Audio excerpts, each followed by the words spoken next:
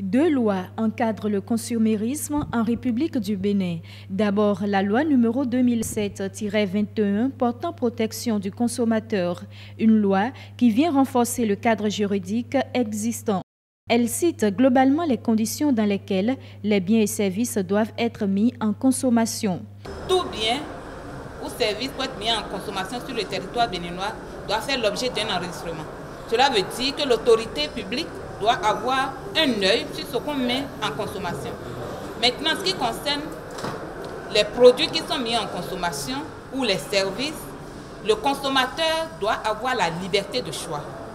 Le consommateur doit principalement être informé. Être informé sur les risques éventuels qu'il encourt dans l'utilisation, sur les modalités d'utilisation, sur les garanties offertes, être informé sur la possibilité de restitution, être informé sur un ensemble d'éléments qui lui permettent de choisir ou de ne pas choisir.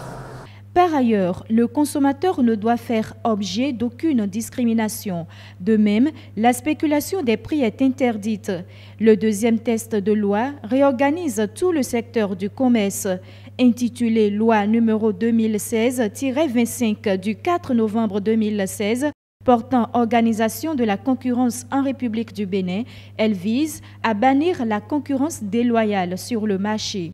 S'entend ici par concurrence déloyale toute publicité mensongère, trompeuse, tout dénigrement, toute confusion ou encore la contrefaçon. Vous allez voir bientôt, les bonnes dames vont mettre des marchandises sur la tête, attraper un gros, commencer par dire liquidation, liquidation. En principe, ce sont des pratiques réglementées. Vous ne pouvez pas faire de la liquidation sans que l'autorité administrative du ministère du Commerce ne soit informée et ne vérifie les conditions et vous autorise à le faire. Les agents de la direction nationale et des directions départementales en charge du commerce ou de la consommation ont pour mission de contrôler et de veiller au respect de ces différents tests. Ceux qui vont enfreindre ces lois feront objet de sanctions pénales.